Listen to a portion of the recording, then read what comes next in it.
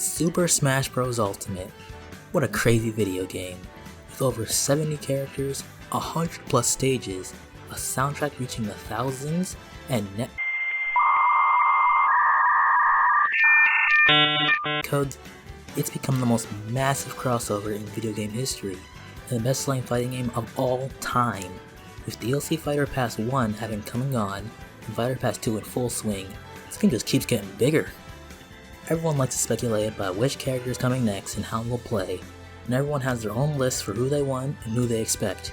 It's always exciting to hope for that dream character of yours, finally getting a spot on this massive roster. Being as into the speculation scene as I am, I've thought a lot about who could be added in the Fighter Pass as well, and I've come up with a list of potential candidates for the roster.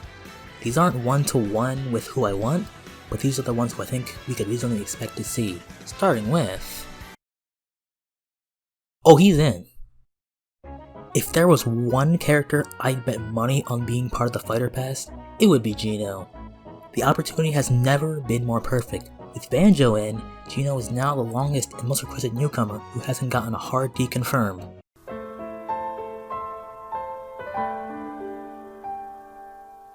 His Mii costume from Smash 4 has yet to appear even after Hero, and even back in Smash 4, he was the only Mii costume to get a splash screen. Now that we've gotten the ARMS character, who turned out to be Min Min, a character who was previously a Spirit only, it's broken the long-standing Spirit fan rule, which means Gino is back on the table.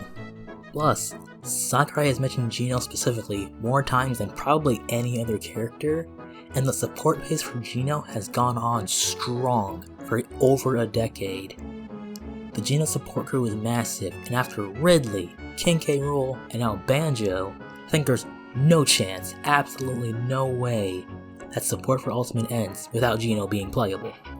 And also, unlike Cloud or Hero, Gino probably wouldn't have any music issues because Yoko Shimomura, who did the music for Mario RPG and the Mario & Luigi series, is already part of the Ultimate music team. The stars have never been so perfectly aligned for this wooden boy to get into the game. Wouldn't it be crazy if Gino was Challenger Pack 7? You know, like Legend of the 7 Stars? And also he would be the 77th fighter in the game? Actually, scratch that. No what if. He's Challenger Pack 7. He's coming after the ARMS character. Big in ARMS. Oh, that Rayman. Him and all the limbs he doesn't have keep getting so close. In Smash 4, he got a trophy and a pick of the day shout out. People thought he was in when that artsy Omni leak happened, and then oops, maybe next time. Here come next time and oops, that's the Spirit. Then the Fighter Pass 1 came went and oops, not a word of Rayman. But there was some Ubisoft content. After the reveal of there were some Mii costumes for Rabbids and Altair, you know, from hit game Altair, but no Rayman costume in sight. Also, there have been copyright-based shenanigans going on with the Rayman IP, which is just like what happened with the Banjo-Kazooie IP before he was revealed. Could that mean nothing? Yes, but speculation is fun. What if it does mean something? We don't know. Even ignoring the whole IP stuff, Rayman just makes a lot of sense. Who better to come after an ARMS character than a no-ARMS character? ARMS joke. It's an ARMS joke, guys. Okay, but for real, with how much content Ubisoft has gotten in the past 2 Smash games, Rayman seems pretty inevitable at this point. Also, you know, we could always use more cartoony platformer mascots in this game. Another Western development character would also be nice to see. Speaking of cartoony platformers and Western developers, you know who I'm about to say. Ty the Tasmanian Tiger. Blinks the Time Cat. Crash Bandicoot, there we go. Another popular choice thanks to his resurgence due to the fantastic Insane Trilogy and Crash Team Racing, both of which came to Switch. He's been in the conversation for Smash more than probably ever, and understandably so. There's only like a small number of characters that I think have the potential to break the internet, as they say. I think Crash is absolutely up there. Think about it. The former PlayStation mascot joined the crossover with Mario and Sonic, Nintendo, Sony, Sega all in the same game? That'd be historic. I feel like a character such as Crash is pretty easy to sell, as if you know his legacy and its importance, it's pretty hard to argue he wouldn't be a good fit for Smash. Got a long legacy of games to pull from, And just seeing how they animated Banjo and Kazooie and how godlike that was, I know Crash would be as expressive as all get out. Though my big question is, if they added Crash, would they pull content from beyond the initial trilogy?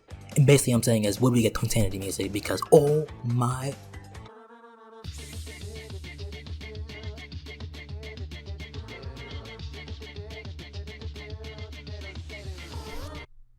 It's pretty crazy how Bandai Namco, the developers of the game, somehow still only have Pac-Man in it. Another fighter from this company seems pretty likely, and I think the most likely of them is Lloyd from Tales of Symphonia. Tales is a pretty big series and is set to grow bigger with Arise coming soon. And Symphonia was the game that put the series on the map. Lloyd has been a long time request for many, and just like Gino, his Mii costume hasn't returned yet. But people could definitely look at Lloyd and go, oh, another anime swordsman, it just keeps happening. Lloyd could be a really fun, combo heavy fighter, and maybe he could even incorporate the base and arcane arts from his games, giving him 8 total specials with like 2 levels for each of the specials, so we'd have 2 neutral Bs, 2 side Bs, etc, etc, and he could link them together for crazy combo potential. Lloyd would absolutely be a sick character. Sakura even mentioned in an interview once that if he were to add a Tails character, it would be Lloyd. But Sakura isn't choosing the DLC this time around, Nintendo is. And if Nintendo wanted a Tails character in the game, there's another option they might just lean towards. Yuri Lowell from Tales of Vesperia is by far the most popular character in the franchise. He's the prototype of one of the most beloved entries and many Tales fans' favorite character. Also, Vesperia gets more love and attention than Symphonia from Bamco themselves. Yuri is on the cover of Tales of Versus, while Lloyd isn't. Vesperia characters were in Project Cross Zone. So canonically, Yuri has already crossover with Ryu and Chrom and so on and so forth. Vesperia got the definitive version on all the platforms, and Yuri is so popular that he's been banned from Tales of popularity polls, because he just kept winning them. If Nintendo had a Final Say on Tales character, Yuri might get that spot. But Sakura could also override it and say, no, I'm just adding Lloyd. Lloyd's the one. We're getting Lloyd. Okay, so far, every character I've mentioned has been a third-party character. It's pretty understandable because Fighter Pass 1 had mostly third-party characters. It might be the same here, but this time we started with an ARMS character, which is the first party, so it's a good chance we could get more first parties this time around. And the most likely of which, at least I think, has got to be... I've gotta advocate for my boy. The Kirby series in Smash is such a weird case. On a surface level, it's got a good amount of content, good amount of stages and music and stuff. But so much of it skews towards the 4 Kirby games Sakurai headed, Superstar, Air Ride, Dreamland, Adventure. Also, there are still only 3 characters, despite it being one of Nintendo's biggest properties. And the boss we got from the game was Marx from Superstar, the game Sakurai developed. Modern Kirby is sorely lacking, and Bandicoot is such a strange absence. Ever since Return to Dreamland, he's made appearances in nearly every Kirby game, more than even Meta Knight, and now he's definitely the 4th main character of the series. In terms of first party characters, he's the most requested one to not be playable or outright deconfirmed.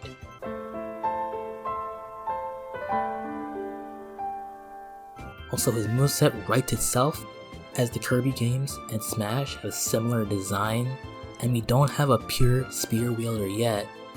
Also, if it wasn't obvious, Bandicoot is my number 1 most wanted character, my dream character, the one I want more than anything else. Please, add Bandicoot to the game, I've been waiting so long. It just feels like we're missing a vital part of the Kirby quartet.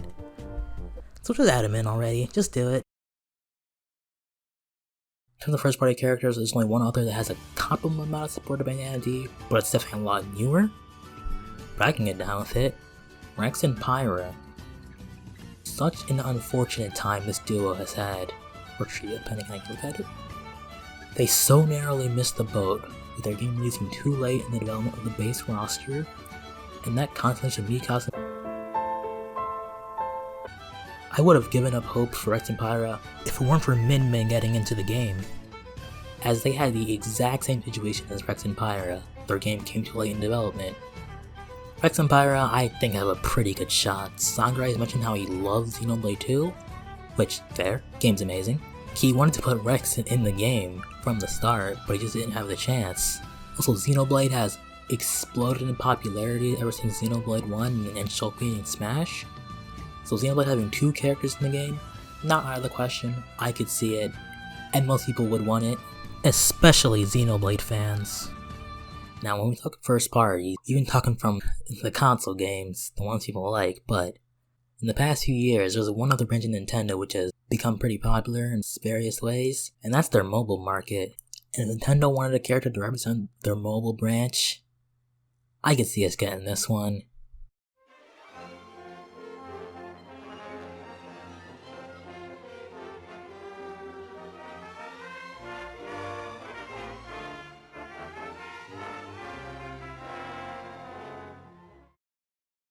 Look, I don't want him, you don't want him, none of us want him, but he's got a real chance.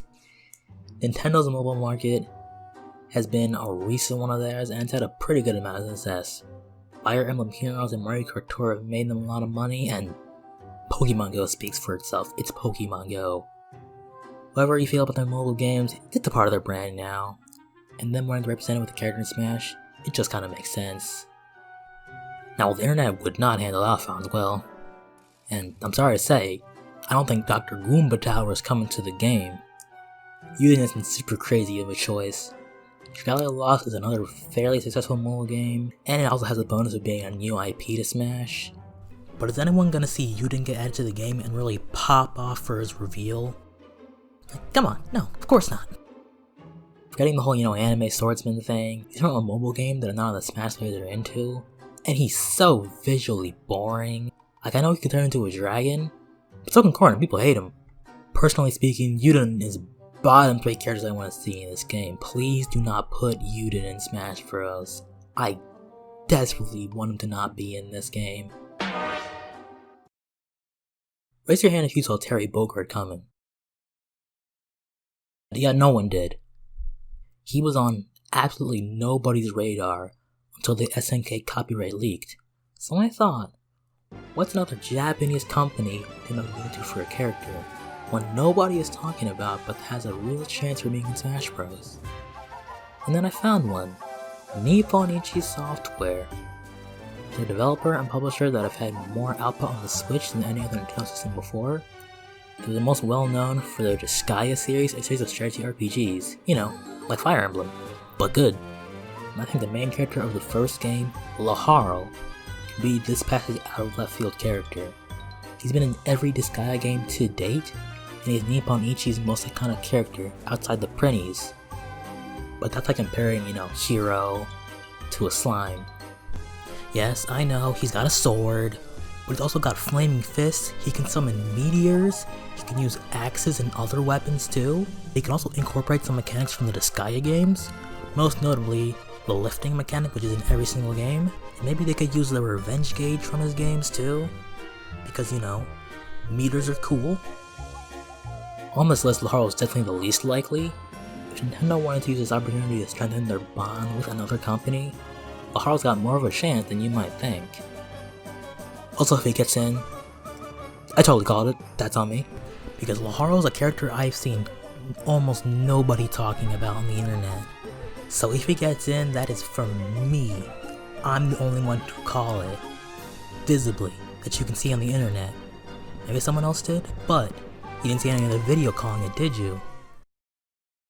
I feel like of any company, I see Capcom get tossed around the most when it comes to getting a new DLC character. I remember people being so sure Dante was coming as Fighter 5 in the first pass. People seem dead set on Capcom getting a new character. I think it's possible. Not guaranteed, but possible. I'd definitely go for a new Bandicoot character first, as Capcom technically already got a new character with Ken, but also Ken is technically an Echo, but looking at that moveset, he is barely an Echo. Capcom getting 4 reps seems like a lot, but have you seen how many crossover games Capcom has? They've got characters that can rival any other companies. The main question is, who would get chosen? I don't know, any days. Devil May Cry is huge, and the first 2 games have come to Switch recently. Dante's incredibly popular, and people can see him. I mean, like I said before, everyone thought he was coming as Fighter 5. Phoenix Wright's been with Nintendo since the beginning. He's also incredibly popular. He had the wackiest moveset of the bunch. Okami, despite being in one game, has been re-released like 5 times. And Okami is a pretty beloved game too. And all 3 of them have been playable in Marvel vs. Capcom games before. If you're asking personally who I want most, I haven't played Devil May Cry, or Phoenix Wright, or Okami, so let's say Phoenix, Dante, Matarasu, in that order. It's pretty hard to pin down which Capcom character they would choose if they had to choose one, but I could definitely see a Capcom character coming, but I don't think it's as likely as everyone says it is. I don't think it's guaranteed, but I think it's fairly likely.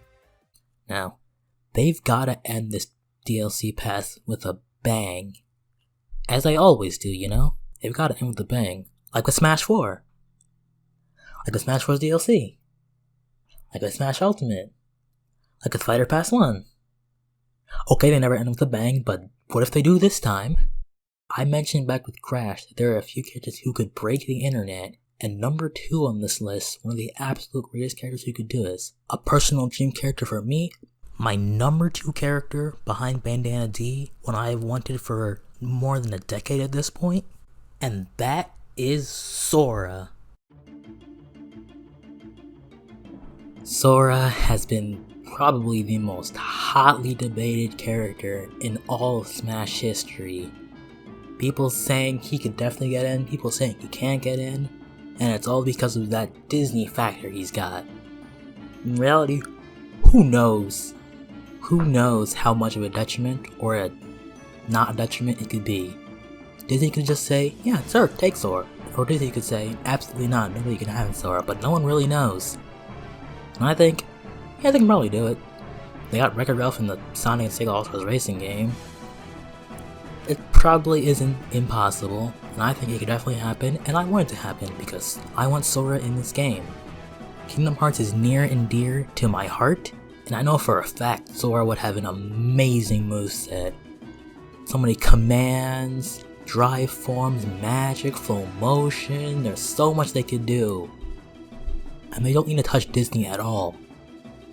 His Final Match can be a training limit with just Riku and Kairi, or just some move that he has, a drive form or something.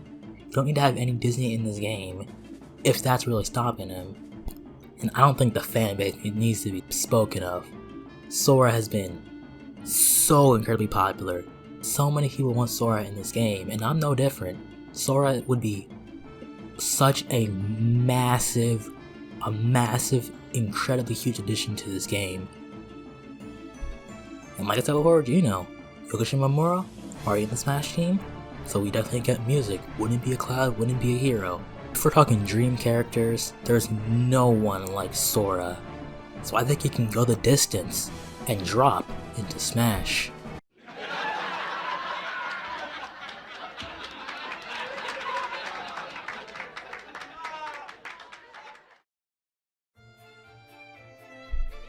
The possibilities for Smash newcomers are still crazy high, and there are a bunch that I didn't mention that could still very well happen.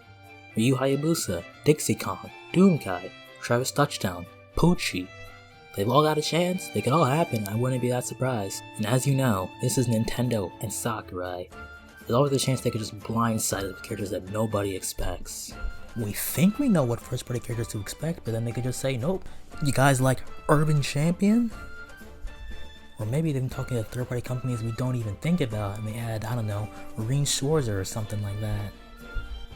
Characters that'll make people go, who? Why? Or maybe they thought Ninjala would pop off, so they decided to add a character from that game to Smash. Or maybe our Bandai Namco character isn't Lloyd, but you know, Dig Dug. We just don't know. And with the end date of late 2021, we're gonna be speculating for a while now, and nobody's gonna know until it's revealed. Or you know, leaked. That tends to happen. Actually, you know, I got it. You know who we're getting? Frogger, baby! Frogger is coming to the game.